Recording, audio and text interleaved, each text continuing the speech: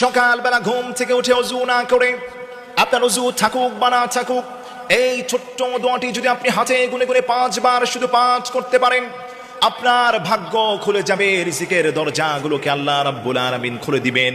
বিপদ মুসিবত থেকে আল্লাহ রাব্বুল ইজ্জাত ওয়াল জালাল তার ওই গোলামটারে বাঁচায় দিবেন। সুবহানাল্লাহ পড়েন।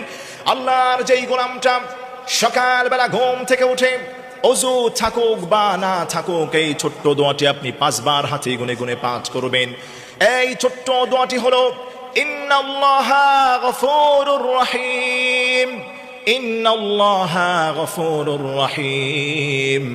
নিশ্চয় আল্লাহ রাব্বুল আলামিন পরম দয়ালু। সুবহানাল্লাহ পড়ে।